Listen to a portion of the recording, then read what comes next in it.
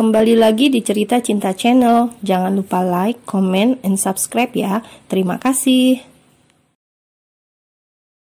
Coba Mama hubungi Mas Hanaf, tanya saja berapa passwordnya yang baru. Jawab Hanan yang tidak ingin ibunya itu merasa cemas perihal berangkas sang ayah yang tidak bisa dibuka. Mendengar saran Hanan, Maryam pun menganggukkan kepalanya setuju. Hanan duduk di salah satu kursi, setia mendengarkan ibunya itu yang akan menelpon sang kakak. Karena sebenarnya pun ia merasa penasaran perihal isi berangkas itu. "Tidak diangkat, Han," ucap Maryam dengan wajahnya yang mengisyaratkan kekecewaan. "Coba hubungi Mbak Nadia." Maryam tak langsung menuruti keinginan anaknya yang kali ini.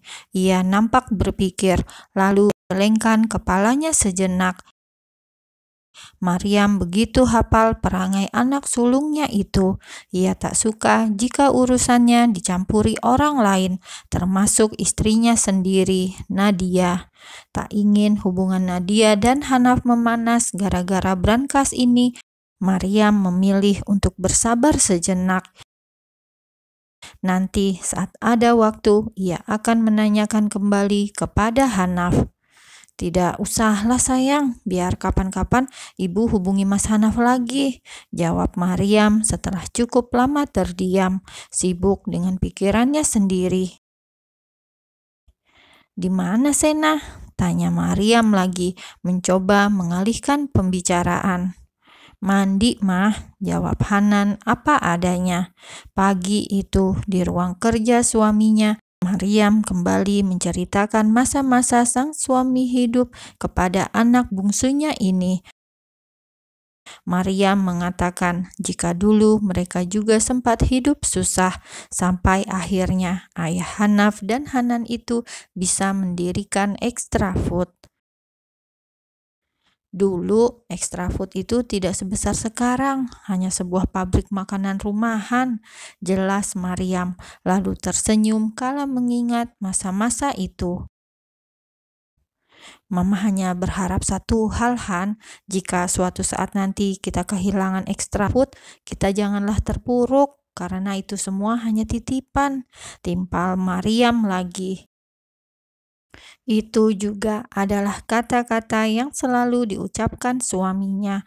Mendengar itu, Hanan pun menganggukkan kepalanya patuh. "Aku kembali ke kamar dulu ya, Mah. Sepertinya Sena sudah mandinya," ucap Hanan setelah sang ibu selesai bercerita. "Kenapa memangnya? Kamu mau pakaikan Sena baju?"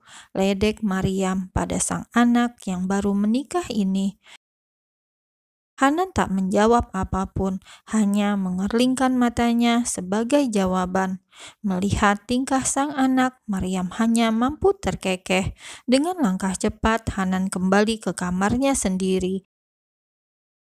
Dan benar saja, seperti dugaannya, sang istri baru saja selesai mandi dan kini sedang berdiri di depan lemari pakaian, berniat memilih baju ganti untuknya. "Jangan pakai baju dulu, sini kupijat tubuhmu," ucap Hanan seraya menarik istri kecilnya itu kembali ke ranjang, lalu membaringkan sensennya di sana dengan hanya menggunakan handuk. Tengkurap titah Hanan dan Sena hanya bisa menurut, mencoba percaya jika suaminya akan memberi pijatan. Kalau boleh jujur, Sena memang membutuhkan sentuhan kuat itu. Setidaknya untuk mengembalikan kebugaran tubuhnya setelah semalam melayani sang suami. Sesaat Hanan memang menjadi tukang pijat dadakan, namun lambat laun ia menjadi tukang pijat mesum. Siang hari, akhirnya Sena baru bisa keluar dari dalam kamar. Nafasnya pendek-pendek, merasa lelah. Jika seperti ini, rasanya Sena lebih senang jika suaminya itu pergi masuk kerja saja, tidak perlu ambil cuti pengantin baru. Jika sang suami bekerja, setidaknya ia hanya akan melayani di malam hari. Tidak seperti ini. Setiap saat, setiap waktu, ia harus selalu membuka kakinya lebar-lebar. "Sayang, tunggu," panggil Hanan yang baru keluar dari dalam kamar dan sedikit berlari menyusul sang istri. Mereka berencana menemui Noah di kamar bayi mungil itu. Sampai di samping sang istri, Hanan langsung memeluk pinggang Sena, membawanya mendekat dan berjalan beriringan. "Sepertinya Noah sedang tidur, sayang. Mungkin juga Feli sedang tidur," ucap Hanan pada istrinya itu. Teringat kebiasaan tidur Feli yang selalu menggunakan baju pendek, Sena langsung menghentikan langkahnya seketika. "Mas, jangan ikut masuk, biar aku sendiri yang masuk ke kamar Noah," ucap Sena langsung. Tak ingin suaminya ini disuguhi tubuh wanita lain, cukup tubuhnya saja yang menjadi santapan. Bahkan ia rela diapa-apakan agar suaminya ini merasa puas. "Kenapa?" tanya Hanan mengernyit bingung. "Feli kalau tidur biasanya cuma pakai tank top. Aku tidak mau Mas melihat itu," jawab Sena jujur. Tak ingin ada yang ditutup-tutupi di antara keduanya. Dan mendengar itu, Hanan malah tersenyum setan, merasa bisa memanfaatkan situasi ini untuk keuntungannya sendiri. "Baiklah, jika aku tidak boleh melihat tubuh wanita lain, berarti kamu harus terus memperlihatkan tubuh ini saat sedang bersamaku," bisik Hanan, menggoda hingga membuat Sena bergidik geli. Namun, karena benar-benar tak ingin sang suami melihat tubuh wanita lain, Sena akhirnya hanya bisa menganggukkan kepalanya patuh. "Baiklah," jawab Sena menurut seperti anak kecil, dan Hanan tersenyum penuh kemenangan. Selesai bersepakat, Sena masuk seorang diri ke dalam kamar anak mereka. Sementara Hanan langsung menghubungi sang asisten pribadi, Bagas. "Bagas, beli 30 pasang bikini dan segera kirim ke rumahku," titah Hanan pada sang asisten. Bagas di ujung sana sejenak tercenung, namun ketika menyadari jika bikini-bikini itu akan digunakan oleh sang nyonya, ia pun langsung mengulum senyum. Jadi teringat pula dengan sang kekasih, Feli. Juga membayangkan bagaimana jika Feli juga menggunakan bikini. "Baik, Pak," jawab Bagas patuh, dan sambungan telepon itu pun terputus. Di dalam kamar Noah, Sena masuk ke sana dengan mengendap-endap. Benar seperti dugaan sang suami, saat ini Noah dan Feli sama-sama sedang terlelap tidur siang. Dan benar pula seperti dugaannya, jika Feli hanya tidur menggunakan tank top dan hot pants. "Untung Mas Hanan tidak masuk," gumam Sena pelan.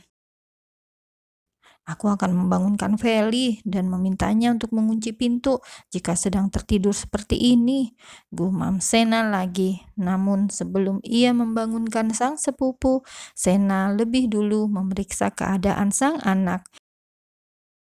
Dilihatnya Noah yang sedang tertidur dengan pulas, bahkan dengkuran halus pun terdengar dari mulut kecilnya. Menyadari itu, entah kenapa hati Sena menghangat. Ia tersenyum penuh syukur, lalu mengelus kepala sang anak dengan sayang. Puas memandangi anaknya, Sena kini hendak membangunkan Feli. Namun niatnya terhenti saat ia melihat banyak tanda merah di dada sepupunya itu. Sena hafal betul tanda apa itu, tanda ciuman kasar yang diberikan oleh seorang pria. "Siapa yang melakukan itu? Apa Mas Hanan?" gumam Sena mulai cemas. Tak ingin semakin berburuk sangka, Sena langsung membangunkan Feli dengan tidak sabaran. Ketika terbangun, kedua mata Feli langsung membola kala melihat Sena di hadapannya. Ia bahkan langsung buru-buru bangkit dan menutup dadanya dengan kedua tangan, berniat menutupi tanda merah yang tercetak asal di dada itu. Namun usahanya sia-sia karena Sena sudah lebih dulu tahu. Siapa yang melakukan itu? Apa Mas Hanan? Tanya Sena langsung hingga membuat Feli langsung terbelalak. Bukan, ini Mas Bagas yang melakukannya, sanggah Feli cepat, tak ingin Sena salah paham. Dan kini giliran Sena yang terbelalak. Bagas,